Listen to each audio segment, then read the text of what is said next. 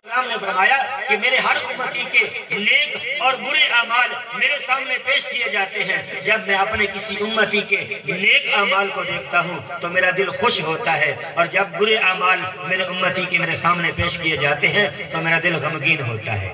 میں اور آپ سوچیں، اپنے آپ کو آئینے میں دیکھیں کہ ہم کہاں کھڑے ہیں۔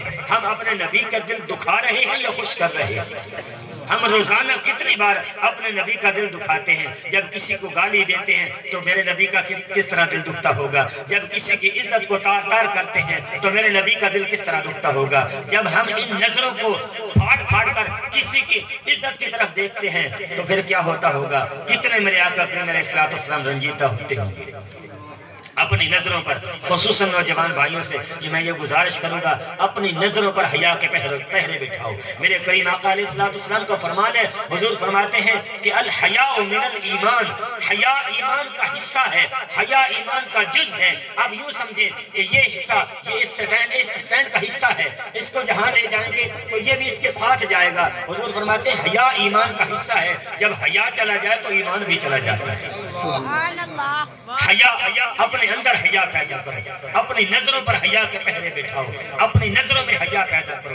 میں آپ کے سامنے ایک واقعہ رکھنا چاہتا ہوں سبق کے لیے۔ ایک بزرگ تھے، وہ اتنے بیمار ہوئے کہ گھر کا سارا سامان بیچ کر اس پر لگا دیا، لیکن وہ ٹھیک نہ ہوئے، اس کی طبیعت بگڑتی گئی۔ اس کی ایک نوجوان بیٹی تھی، توجہ میری طرف رکھنا، میں بات کو بالکل مختصر کرنے لگا ہوں اور گزارش کروں گا کہ ثناخان مصطفیٰ قبلہ فرحان قادری صاحب آپ تشریف لائیں سٹیج پر، کیونکہ میں بات بالکل مختصر کرنے لگا ہوں، توجہ میری طرف رکھنا۔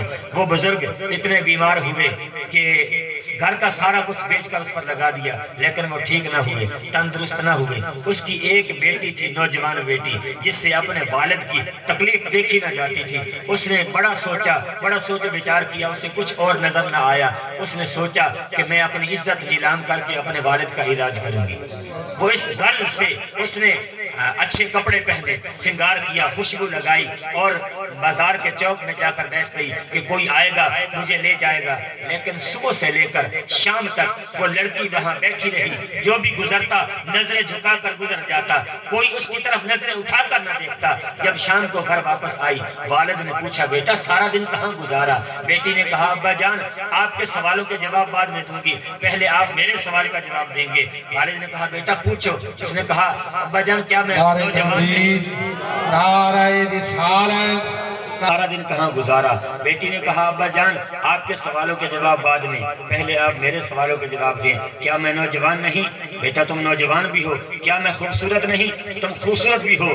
تو کہا پھر کیا ہوا کہ مجھ سے آپ کی تکلیف دیکھی نہیں گئی، میں نے آپ کی تکلیف کو دور کرنے کے لیے، آپ کا علاج کرنے کے لیے بہت سوچ بچار کیا، لیکن مجھے کچھ نظر نہ آیا۔ میں نے سوچا کہ اپنی عزت نیلام کر کے آپ کا علاج کروں گی۔ میں گئی چوراہے پہ جا کر بیٹھ گئی، سارا دن صبح سے لے کر بیٹھی رہی، جو بھی گزرتا نظریں جھکا کر گزر جاتا، کسی نے میری طرف نظر اٹھا کر نہیں دیکھا۔ تو جو باپ نے جواب دیا اپنے دل کی تختی پر لکھے، باپ نے کہا بیٹا تم تو صبح سے لے کر شام تک کی بات کرتی ہو، تم ساری زندگی وہاں بیٹھی رہتی، تمہاری طرف کوئی نظریں اٹھا کر نہ دیکھتا، اس لیے کہ تیرے باپ نے آج تک کسی کی عزت کی طرف نظریں اٹھا کر نہیں دیکھا۔ جب آپ اپنی نظروں کو پاک کریں گے، نظروں پر حیا کے پہرے بٹھائیں گے تو آپ کی نسلیں پاک ہوں گی۔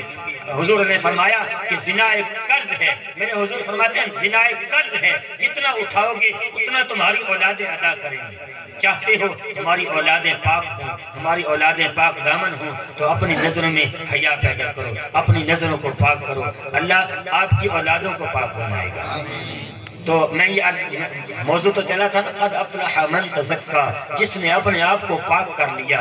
اللہ نے فرمایا کہ کامیاب ہوا وہ بندہ، تحقیق کامیاب ہوا وہ بندہ جس نے اپنے آپ کو پاک کیا۔ جو جتنا اپنے اندر کو جتنا اجلا کرے گا، جتنا پاک کرے گا، وہ اتنا ہی زیادہ کامیاب ہوگا۔ اللہ مجھے اور آپ سب کو عمل خیر کی توفیق عطا فرمائے، آمین بجاہ النبی الامین صلی اللہ علیہ وآلہ وسلم۔